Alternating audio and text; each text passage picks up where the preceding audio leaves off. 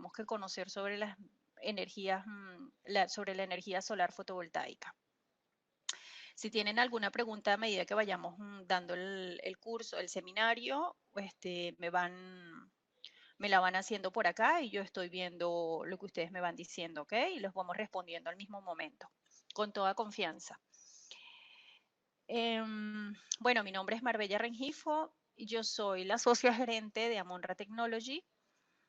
Y gracias, Adrián. Cualquier cosa avísenme si tienen algún problema, por favor. Yo soy la socia gerente de Amonra Technology. Y bueno, les he invitado a esta presentación para que hablemos un poquito sobre lo que son la energía solar, sobre todo enfocada a lo que es la parte de fotovoltaica. Más adelante vamos a dar también la parte de termosolar, que es para calentamiento de agua, vamos a hablar de biomasa. Voy a estar dictando cada 2 o 3 semanas un seminario con el fin de apoyarles y de que los que estén interesados puedan participar. Acá en el nombre de nuestra empresa es Amonra Technology. Y bueno, nuestro eslogan principal es el futuro es hoy. ¿Por qué? Porque básicamente nosotros ahorita en estas eras vamos a tener que enfocarnos más en el conocimiento y en la implementación de las energías renovables para nosotros poder no solamente cuidar el medio ambiente, sino también tener eh, mejoras económicas o ahorros económicos en todo caso. Los puntos que nosotros vamos a ver en esta presentación, en este seminario, van a ser, vamos a hablar un poquito de lo que son las energías renovables y no renovables. Vamos a hablar de la energía solar, de la radiación solar, cómo se aprovecha la radiación solar, cuáles son las formas de uso de la energía solar fotovoltaica, aspectos para el éxito de una instalación, requisitos para un diseño y bueno, el cierre de la presentación misma. Este seminario ya yo lo había dictado anteriormente, donde después del seminario nosotros estábamos promoviendo unas capacitaciones que ahorita nos están dictando. Entonces yo lo que hice fue crear varios, de esas capacitaciones creé varios seminarios. Entonces la parte del cierre es todo lo que es ese curso, que si a ustedes les interesa, lo podemos ver, pero inclusive los precios que tenemos allí puestos no están actualizados ni nada porque esto es de la información de esas capacitaciones o ese curso fue de hace un año atrás. ¿Ok? Bien, todos estos puntos de los que vamos a hablar ahorita son muy importantes porque forman parte de lo que es el dimensionamiento de un sistema fotovoltaico. Básicamente, las fuentes de energías que nosotros tenemos y que ustedes tienen que tener presentes son las energías renovables, que, que no se agotan con el paso del tiempo. Y están las energías no renovables, que se encuentran en cantidades limitadas. Una vez que se emplean en su totalidad, no se pueden sustituir. Las energías renovables, entonces, ya nosotros las conocemos, que son básicamente el sol, y las no renovables, el petróleo, el carbón, el gas natural. Bien, profundizando un poco en esto, me gustaría hacerles o hablarles de manera general para que identifiquemos. Las energías renovables entonces son el carbón, el petróleo, el gas natural y la energía nuclear. Esto no es tema del seminario que estamos viendo, pero sí es importante que lo recordemos. Adicional, las energías renovables, que es el punto en el que nosotros vamos a profundizar un poco, estamos hablando de la energía fotovoltaica que está compuesta por paneles solares dentro de los equipos que conforman esa energía, la energía termosolar, que es la que contempla todo lo que es generación de agua caliente para casas, para piscinas, para piletas. Con la fotovoltaica generamos electricidad. La energía eólica, que son esos molinos de vientos que están colocando constantemente y que se han hecho algunas implementaciones en Argentina, son para abastecer también calefacción, electricidad y está la parte de biomasa, que es generar biocombustibles con la parte de biomasa. Nosotros nos vamos a enfocar en este seminario en lo que es la energía solar fotovoltaica y vamos a profundizar un poco en esto, porque a veces pasa que no logramos identificar, creemos que termotanques solares sirven para generar electricidad también y no es el punto. Con lo único que nosotros podemos generar electricidad en cuanto a energías renovables es con la parte de paneles solares. ¿Ok? Y viceversa, con los paneles solares tendríamos que convertir en electricidad para generar agua caliente. ¿Ok? ¿Cómo vamos hasta acá? ¿Está claro todo lo que estamos hablando?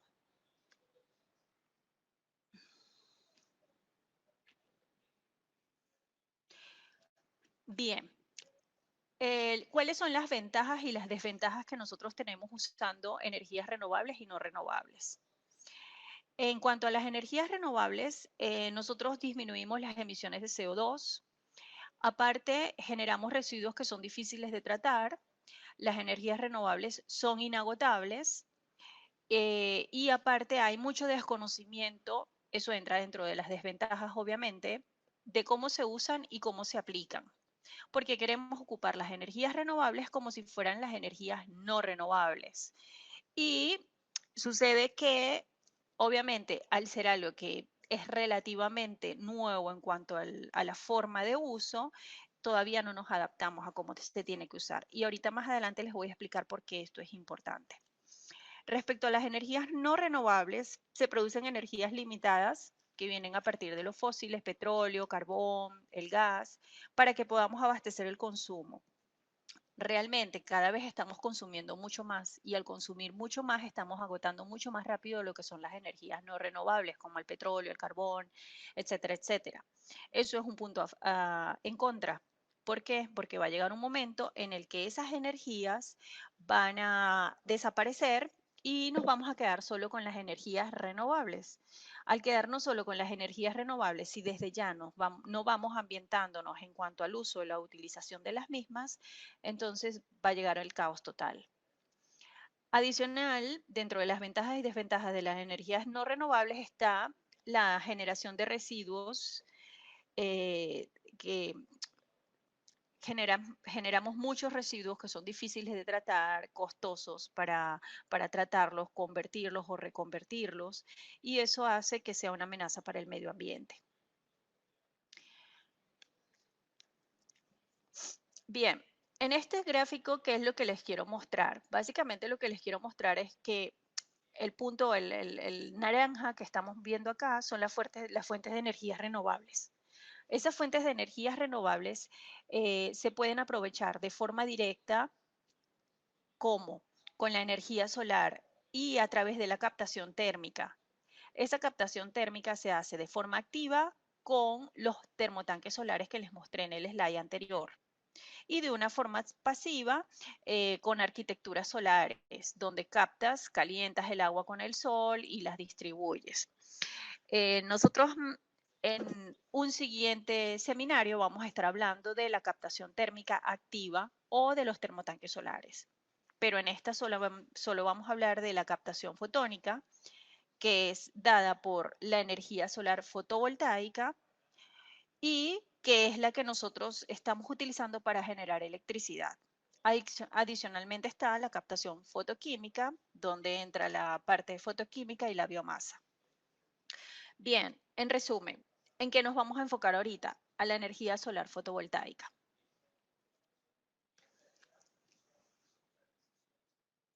Bien, este concepto que tenemos acá es importante porque nosotros necesitamos saber la disponibilidad de las energías, de la energía solar con la que nosotros contamos, que a veces nosotros no la tenemos medida o no sabemos la inmensidad de la misma. El Sol irradia alrededor de 4 por 10 a la 26 julios. Genera una potencia de 4 por 10 a la 23 kilovatios. ¿Alguno de ustedes sabe cuál es el consumo promedio de una casa, el consumo eléctrico de una casa promedio? Más o menos. ¿Alguien tienen alguna idea cuánto consumen en cuanto a kilovatios o a vatios o a watts?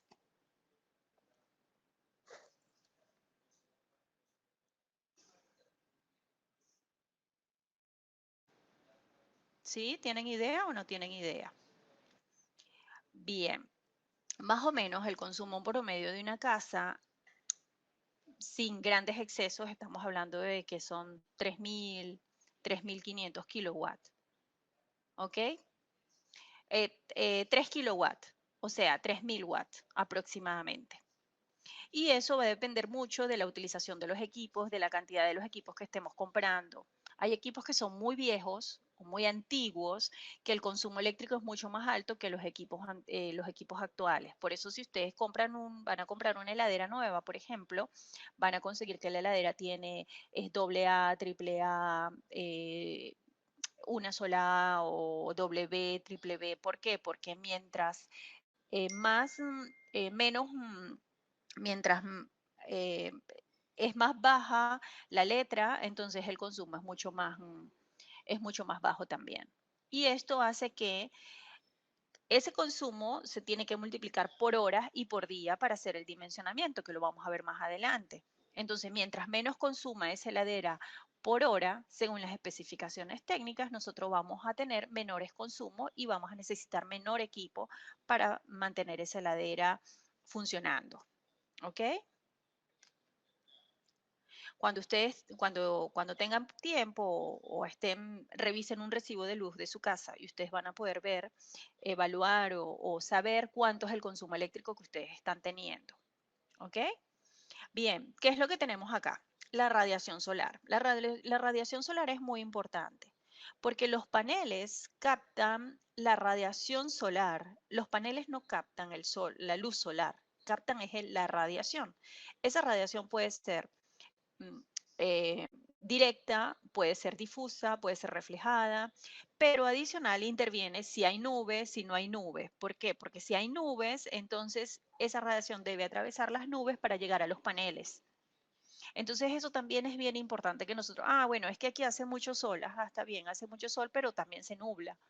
Y cuando se nubla, la efectividad de los paneles baja, pero baja por las condiciones del ambiente, no baja por las condiciones mismas del, no porque el panel falle, sino porque cuando se tiene que hacer el dimensionamiento, tienes que colocar un porcentaje de radiación directa, un porcentaje de radiación difusa, para que ese panel realmente sea efectivo y eficiente y funcione como necesitamos que funcione. ¿Hasta ahí vamos bien? ¿Estamos claros con eso?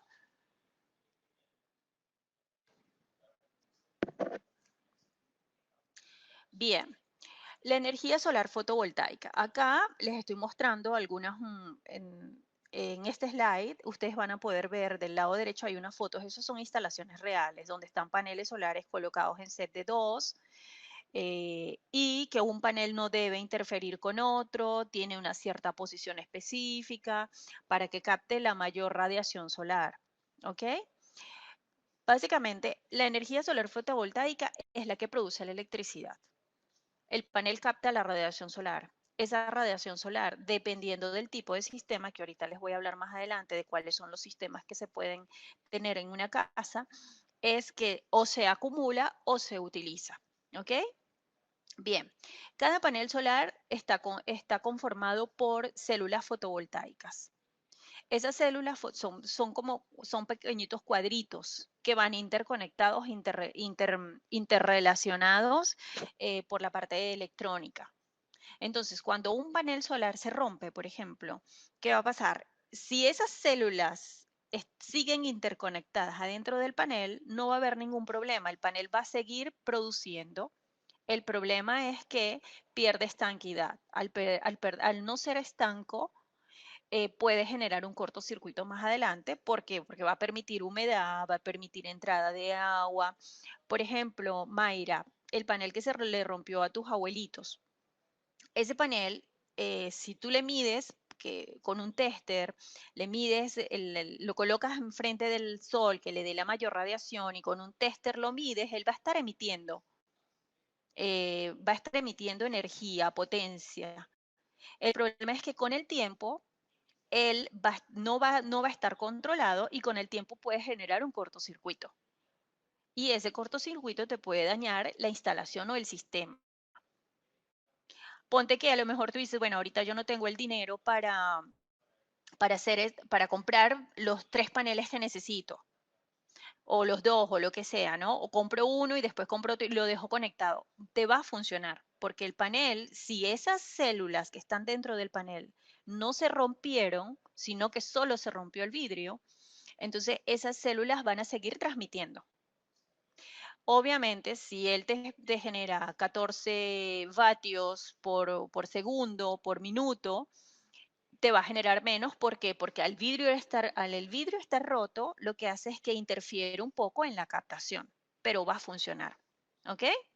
Entonces, a lo mejor tú dices, bueno, yo voy a sustituir de un panel en un panel y mientras voy ocupando este hasta que tenga todo el... Y eso lo puedes hacer. Nada más que tienes que tener en cuenta que en cualquier momento eso no lo puedes dejar a largo plazo, porque puedes tener problemas de cortos, ¿ok? Dentro del mismo panel. Al entrar agua, al entrar humedad, al caerle nieve, por ejemplo. Bien, básicamente con la energía fotovoltaica, ¿qué es lo que hacemos? Aprovechamos la radiación emitida del sol para convertirla y generar electricidad.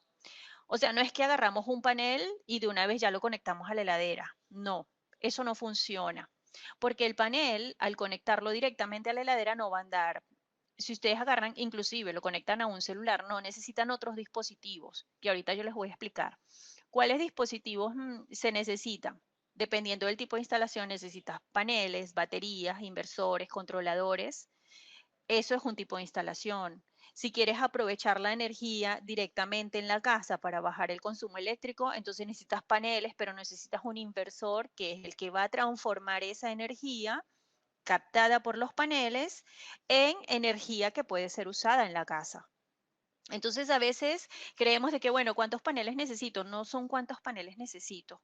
Es qué sistema necesito, qué es lo que quiero hacer, qué es lo que yo voy a conectar en mi sistema eléctrico para yo realmente o bajar el consumo o tener electricidad o hacer lo que realmente quiera hacer.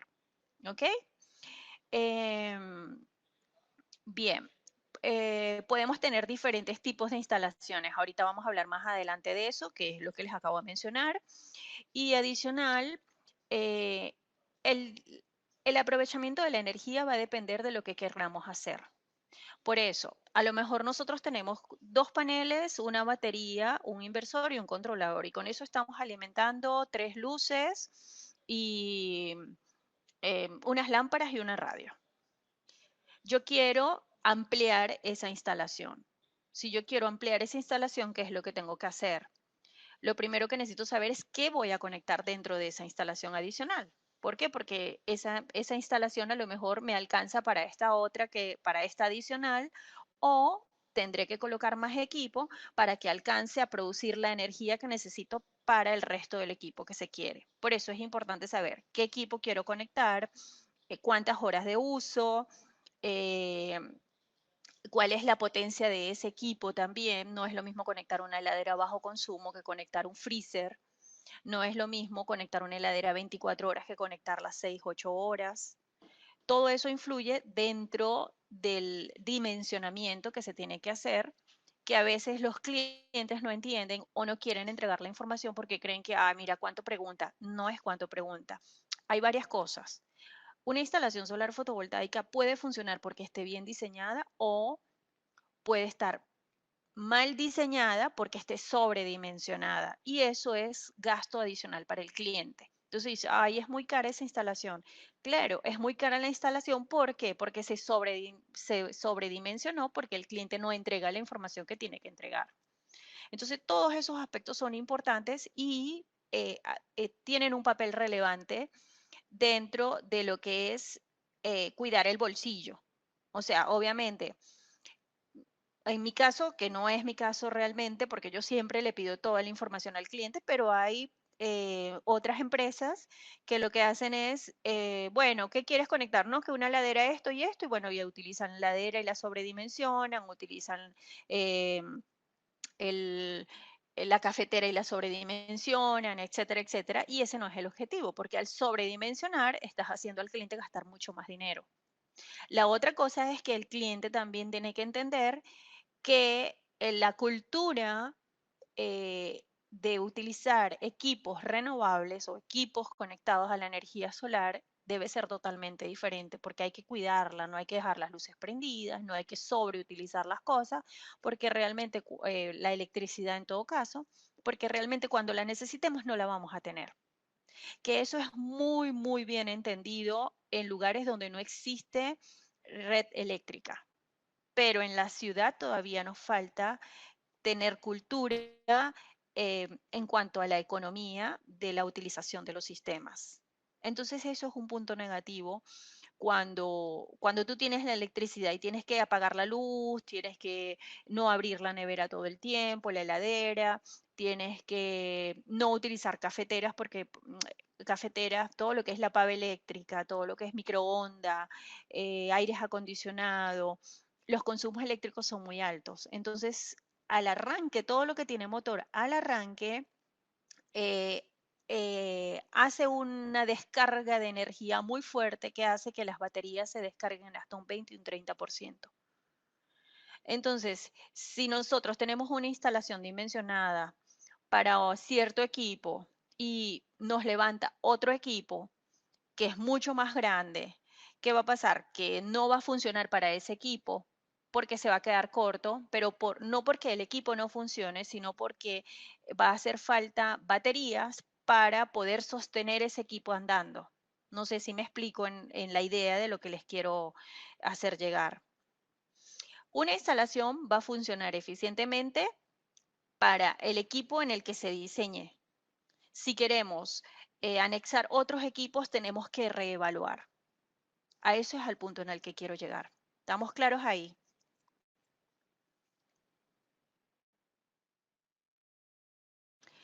Bien, bien. Ok, acá, este punto también es importante que se los quiero dejar abierto. ¿Cuáles son? Existen 4 tipos de conexiones solares fotovoltaicas.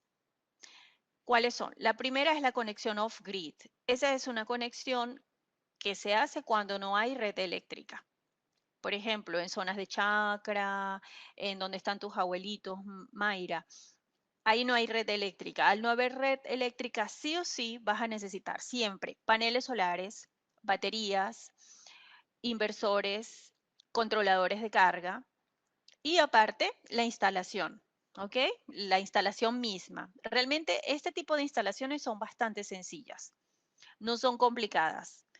Entonces, ¿qué es lo que nosotros, en muchos casos, en principio nosotros hacíamos las instalaciones, dejamos de hacerla por la situación y por todo lo que está pasando. Pero ¿qué hacemos? Entregamos un paso a paso como para que el cliente pueda hacer sus propias conexiones. Y es muy, muy sencillo. No es nada complicado, pero sí o sí tiene que estar bien dimensionado. Los paneles solares captan la radiación solar. Esa radiación solar se acumula en las baterías, pero las baterías son equipos. Ok, Adrián está preguntando, ya les respondo. Pregunta, ¿se puede hacer una conexión de 1 a 1 heladera y TV y se puede solo conectar 2 equipos o sí debemos conectar los 3? Bien, fíjense una cosa, chicos. Los paneles solares vienen en 12 voltios y en 24 voltios. Si es una conexión off-grid, entonces, ¿qué tenemos que tener? Tenemos que tener el panel solar, que es el que va a captar la radiación solar. Tenemos que tener las baterías, que es donde vamos a acumular esa radiación que captan los paneles, se meten en las baterías y esa batería es la que nosotros vamos a ocupar para la heladera, para las luces, para la televisión, para la radio. ¿Qué sucede? Si nosotros, las baterías hay en 12 voltios, en 24 voltios también. Si nuestra batería, si nuestro equipo, la heladera que nosotros vamos a conectar es de 24 voltios o de 12 voltios, yo la puedo conectar directamente de la batería. ¿Ven? Pero si la heladera es 220, que es como se utiliza acá en Argentina, si es 110, si es 380, 360, entonces yo voy a necesitar un inversor. ¿Cuál es la función de ese inversor? Convertir la corriente continua de 12 o 24 voltios que tengo almacenada en la batería, convertirla a luz 220 para que yo pueda encender la heladera, para que yo pueda encender la radio, la televisión. Si estos equipos son 12 voltios o 24 voltios, yo los conecto directamente con la batería. ¿Estamos claros?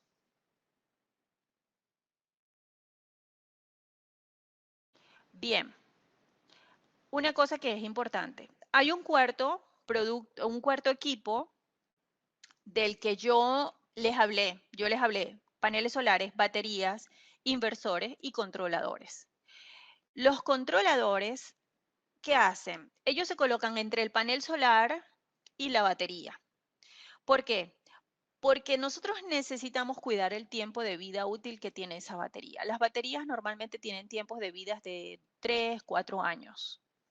Existen diferentes tipos de baterías. En otro seminario vamos a hablar de cuáles son los tipos de batería, cuál es la mejor. Generalmente, ahorita se los digo muy rápidamente, pero la mejor batería es la batería solar, la que es de gel y que tiene un mecanismo de trabajo diferente a las baterías de auto. Las baterías de auto están para trabajar en corriente estable, o sea, no para cargas y descargas, mientras que las baterías solares están hechas para altas cargas y altas descargas. Entonces ellas tienen su tiempo de vida y no se dañan. Eso lo vamos a ver después en otro seminario. Pero bien, ¿qué hace el controlador de carga? Vamos a suponer que nosotros tenemos nuestro equipo grid y nosotros no descargamos la batería, no usamos la batería toda la noche. Al siguiente día tenemos mucha radiación solar, recargamos la batería automáticamente apenas sale el sol, la recargamos con eh, con el sol, con el panel solar, y son las 12 del mediodía y la batería está cargada. Pero el sol no es que entiende que si la batería está cargada deja de emitir. El sol sigue emitiendo. ¿Qué hace el controlador de carga? Cuando la batería llega a su máxima capacidad de carga, él corta. Entonces, al él cortar, aunque el panel esté absorbiendo, eso no lo está recibiendo la batería y no se sobrecarga la batería. Igual, supongamos que, bueno, se nos ocurrió utilizar más la tele de lo normal y llegamos y la batería está llegando a su punto máximo de descarga. ¿Qué hace el controlador de carga? Corta la energía, corta el consumo que le estamos haciendo a esa batería y entonces no se sobredescarga.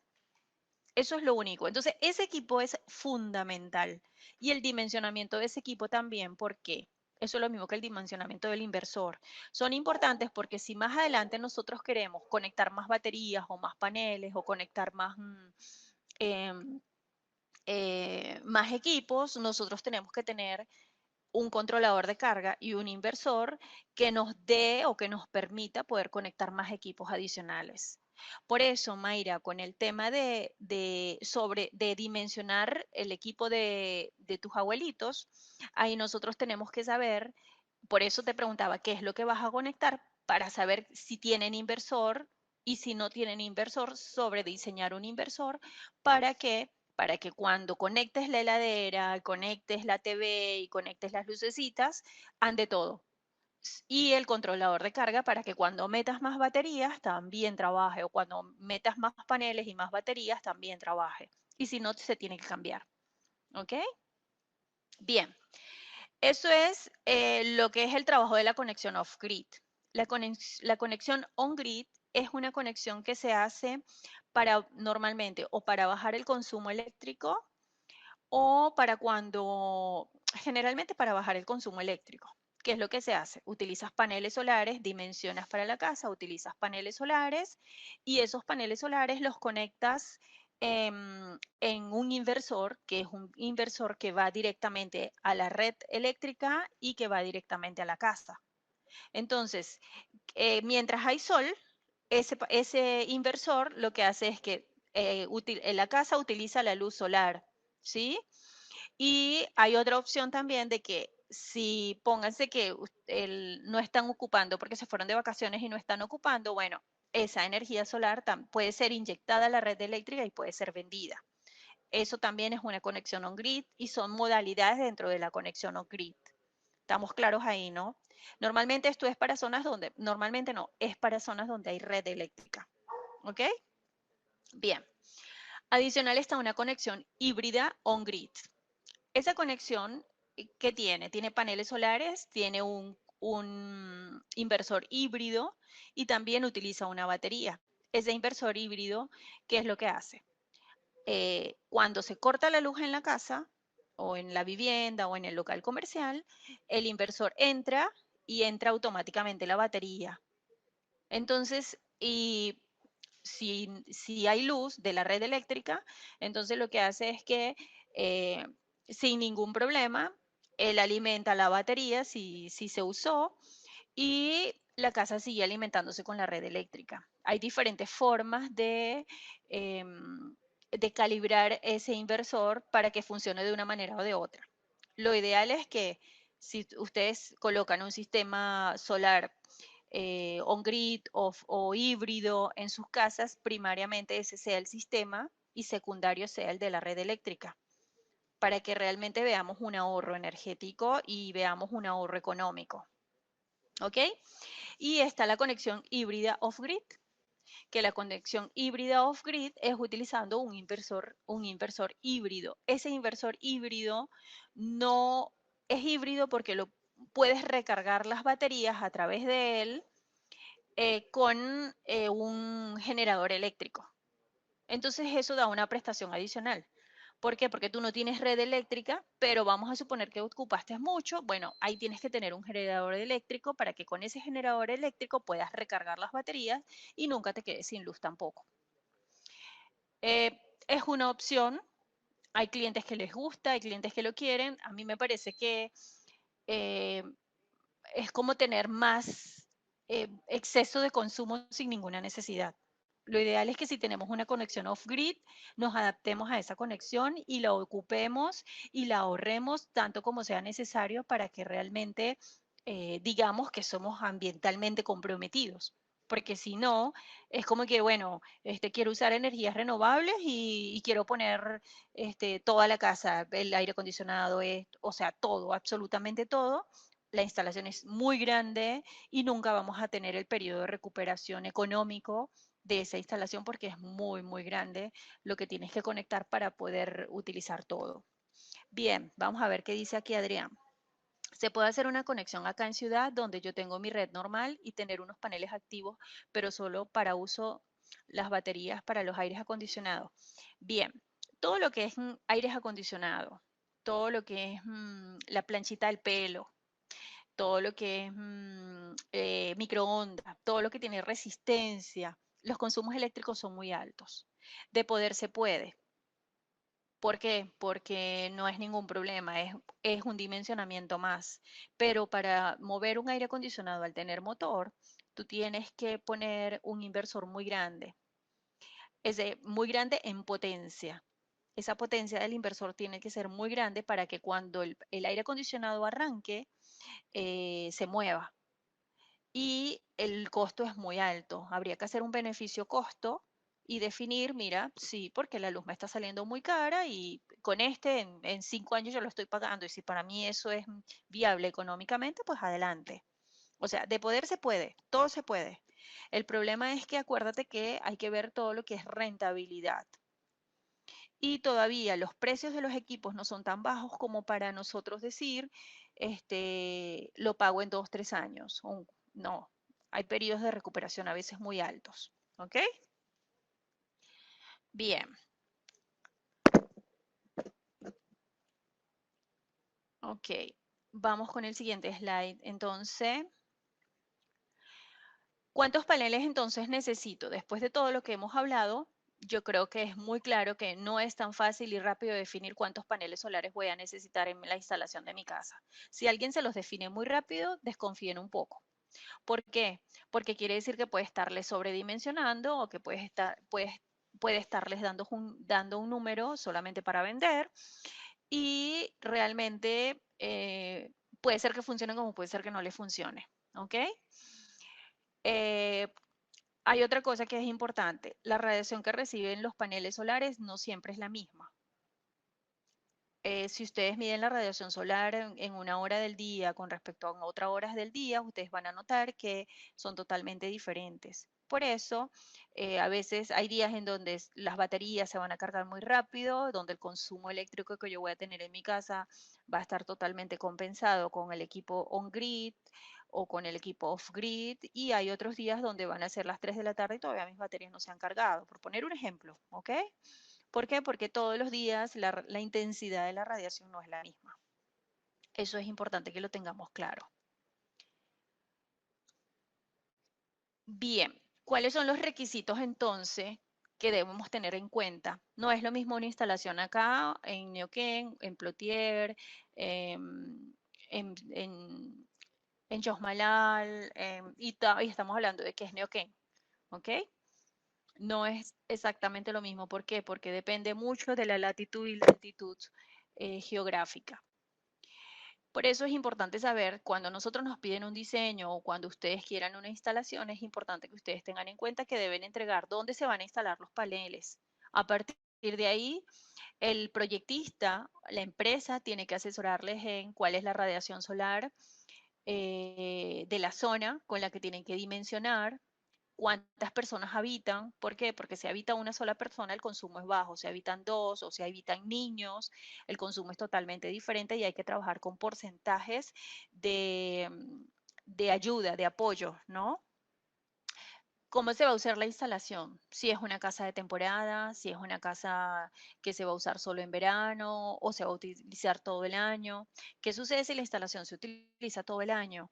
Cuando nosotros, cuando promediamos la radiación solar de todo el año para definir los paneles solares, resulta que pesa mucho el invierno en esta zona. ¿Por qué? Porque prácticamente hay 2, 3, 4 días que no hay sol.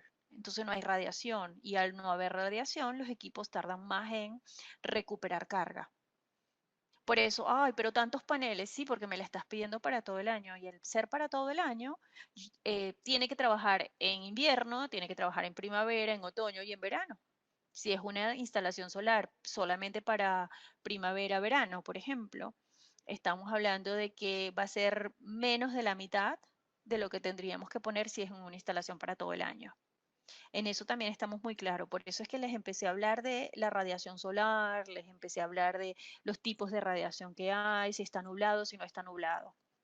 ¿Ok? Otro punto. ¿Cuáles son los equipos que vamos a conectar en la instalación? Si nosotros diseñamos una instalación para que tenga 4 focos, una heladera, una televisión chica y una heladera que va a trabajar 6 horas, 8 horas, ¿qué va a suceder?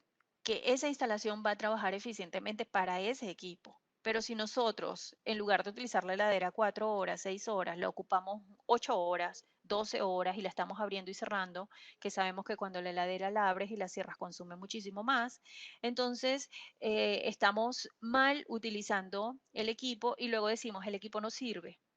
Y resulta que no, el equipo sí sirve, los que no servimos somos nosotros. Esa es la gran realidad de esto. Porque ya nos han llegado clientes que dicen, ah, el equipo no sirve. Sí, el equipo no sirve. ¿Cómo lo está usando? Así, así, así. No, pues está mal. Porque no está diseñado para eso. Usted me pidió a mí, porque a veces el cliente pide para ahorrar y resulta que termina, lo barato sale caro. Porque pide para ahorrar, pero el equipo no cumple con lo que él necesita que cumpla realmente, porque no tenemos esa cultura ambiental de entender que se tienen que apagar las luces, que la heladera se tiene que abrir por tiempos específicos, que la TV se puede ver 2 o 3 horas al día, etcétera, etcétera, dependiendo de las condiciones para las que se dimensionó el equipo. ¿Ok? Otro punto importante, los watts por cada equipo y las horas de uso. Los watts por cada equipo sí o sí eléctrico tiene que tener en un ladito los watts que consume por año o por mes o por hora. Lo tienen, todos lo tienen. Ese dato es muy importante. Yo he hecho análisis donde he visto físicamente, he medido, donde dice que el equipo consume ciertos watts y luego consume más. Eso también puede pasar. Y eso es producto de que a veces las empresas lo que hacen es que dicen el equipo es bajo consumo, pero no es tan bajo consumo. Entonces esas cosas pueden pasar también, pero lo normal es que el dimensionamiento se haga con los watts que dice la etiqueta del equipo. que a veces está en la parte de adelante, a veces está en la parte de atrás o en la parte de abajo. Y el otro punto son las horas de uso, porque dependiendo de las horas de uso de ese equipo, diseñamos las baterías o diseñas el equipo adicional que tiene que tener tu instalación. Otro punto importante es el tipo de instalación. Pero bueno, el tipo de instalación es si es una instalación on-grid, si es off-grid, si es híbrida, off-grid, que es lo que vimos en el punto anterior. ¿Ok? ¿Cómo vamos hasta acá? ¿Dudas? ¿Preguntas? Bien. El éxito de una instalación. ¿Cuál es el éxito de una instalación? Primero, una instalación es exitosa si cumple las necesidades del cliente, pero para que las necesidades del cliente se cumplan, el cliente tiene que saber exactamente lo que necesita. Por eso nosotros dictamos este tipo de seminarios para que a los que les interese realmente vengan, se registren, hagan preguntas y sepan y entiendan cómo funcionan las instalaciones, qué es lo que tienen que hacer y qué es lo que realmente necesitan. Porque, por ejemplo, quiero ponerle eh, luz al jardín y la quiero solar. Bueno, cada cuánto quieres la luz, quieres una luz que se prenda con automáticamente a las 5 o 6 de la tarde y que dure toda la noche, o la quieres sectorizada, etcétera, etcétera. Todo eso se tiene que evaluar para definir cuál es el equipamiento, ¿sí? ¿Cuáles tecnologías puede aplicar para optimizar la instalación? Eso es por lo que les estoy diciendo. La tecnología es muy importante que se ocupe. ¿Por qué? Porque, y sobre todo en la parte de energía solar, los, mm, los paneles solares, por ejemplo, han ido evolucionando.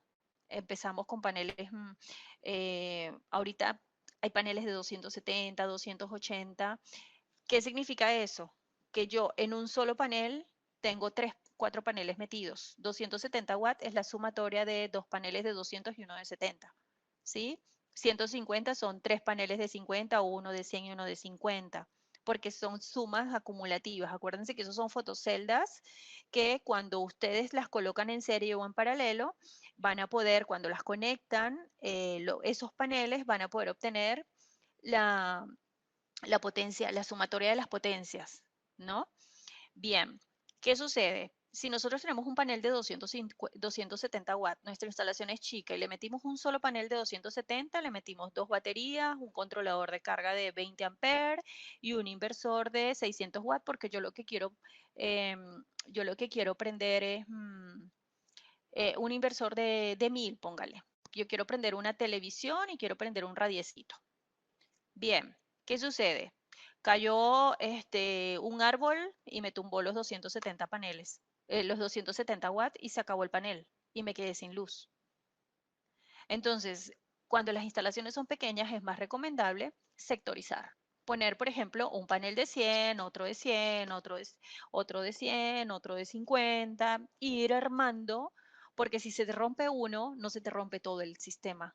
Se rompió uno solo, reconectas y continúas con luz, aunque más corta.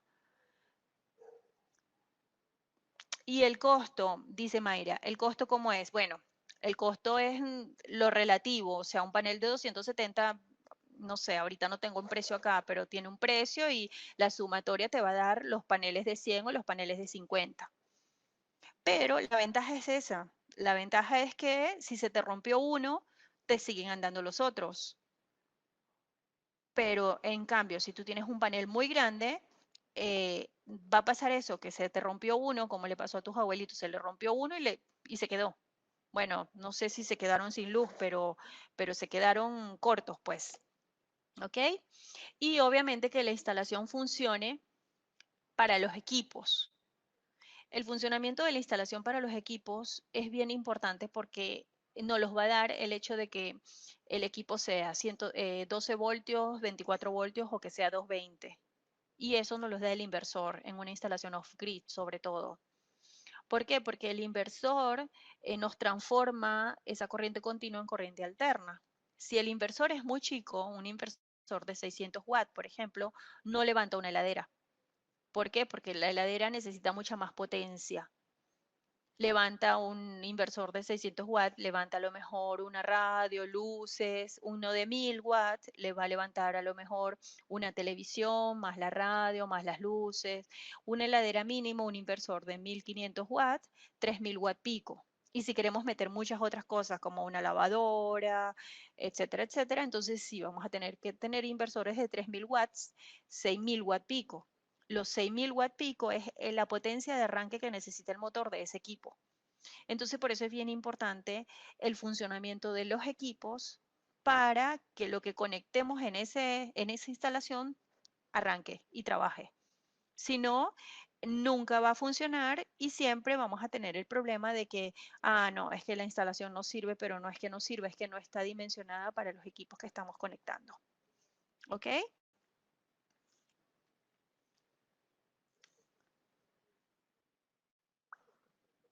¿Dudas hasta acá? Bien. Em, yo creo que de todo lo que hemos visto, porque ya acá vimos todo lo que eran los equipos, la instalación, etcétera, etcétera. Y esta es la parte del curso que les estaba hablando, pero no lo vamos a ver tampoco porque no lo estamos ofreciendo. El objetivo del seminario era más mostrarles lo de funcionamiento de los equipos y todo esto. Y, y bueno, que ustedes puedan sacarse dudas, que las preguntas, que ustedes ya tengan un contacto directo con nosotros para lo que requieran, para lo que necesiten. Y bueno, no sé si tienen alguna pregunta adicional, algún comentario, me lo pueden hacer ahorita. Y si no, con toda confianza me pueden escribir un mail. Bueno, ustedes tienen también mi WhatsApp, cualquier cosa me pueden escribir por WhatsApp. Y vamos a dar otros seminarios más adelante, donde vamos a hablar específicamente de los paneles o de las baterías o de los inversores, los controladores de carga, para profundizar más en el tema, pero yo creo que con lo que vimos hoy, vimos bastantes cosas como para que ya tengamos una mejor idea de cómo funcionan los sistemas, un equipo fotovoltaico y qué es lo que necesitamos y qué es lo que tenemos que saber y qué es lo que tenemos que entregar. No sé si tienen alguna pregunta.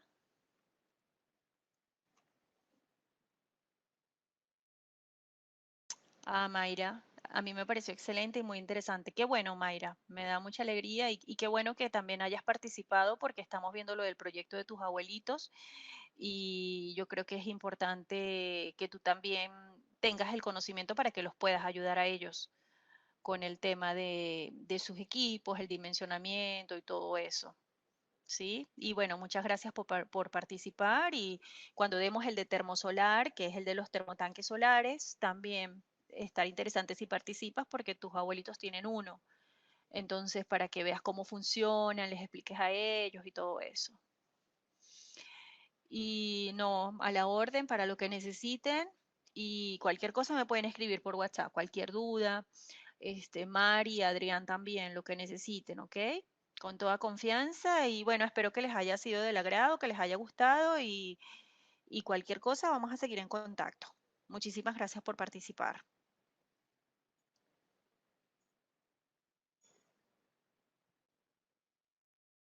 y gracias a ustedes y, y bueno, realmente lo que necesiten me van avisando, ¿ok? Muchas gracias y que estén muy bien, que tengan buenas tardes.